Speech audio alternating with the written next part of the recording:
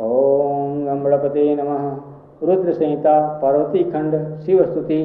सदा शिवानां प्रियभूषणाय सदा शिवानां प्रियभूषणाय शिवान्तिताय च शिवान्तिताय नमः शिवाय च नमः शिवाय।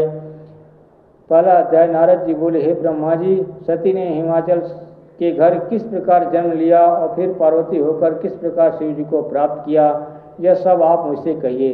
ब्रह्मा जी बोले, हे देवर्षि, शिवलोक में मैना ने सती के लिए आराधना की थी, इसलिए दक्ष के यज्ञ में अपना शरीर त्याग कर सती देवी हिमाचल की पत्नी मैना की पुत्री बन गई। तब इस जन्म में सती का नाम पार्वती हुआ। अब वह वृत्तांत सुनो कि किस प्रकार मैना का विवाह हिमाचल से हुआ था।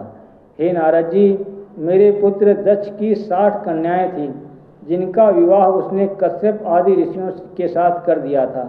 उनमें स्वधा नाम वाली कन्या को उसने पितरों को दिया था। स्वधा की 3 पुत्रियां हुईं, मेनका, मैना, धन्या और कमलावती। एक समय की बात है, तीनों कन्याएं विष्णु जी के दर्शनार्थ श्वेत द्वीप गईं। वहाँ सनकादिक तथा और भी बहुत से ऋषि मुनि आए हुए थे। सनकादिकों को देखकर प्रत्येक व्यक्ति ने उनका स्वागत किया और उन्हें प्रणाम किया, परंतु इन तीनों कन्याओं ने नहीं किया। यह देखकर सनकादिक क्रोधित हो उठे और सनत कुमार ने तीनों कन्याओं को शाप दे दिया।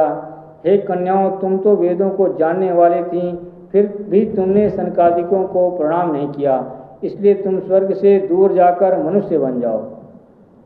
यह सुनकर उन कन्याओं ने सनत कुमार जी से अपने अपराध की क्षमा मांगी और उनसे प्रार्थना की कि आप ऐसा कुछ उपाय करें जिससे कि हमें फिर से स्वर्ग की प्राप्ति हो जाए। उनकी प्रार्थना को सुनकर सनत कुमार जी ने कहा, हे कन्याओं, तुम में से मेनका मैना हिमाचल की पत्नी होगी, जो पार्वती को जन्म देकर उसके साथ कैलाश तक जाएगी।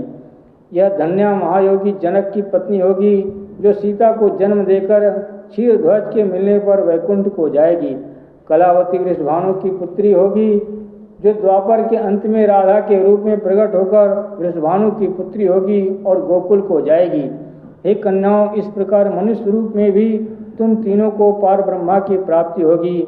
मैना को अपनी पुत्री पार्वती द्वारा शिव की भक्ति मिलेगी और धन्या को श्री राम की भक्ति प्राप्त होगी और कलावती तो राधा बनकर श्री कृष्ण की पत्नी बनेगी।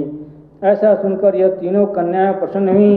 हे नारद जी, सनत कुमार के कहे अनुसार ही मैना का विवाह हिमाचल के साथ हुआ था। दूसरा अध्याय।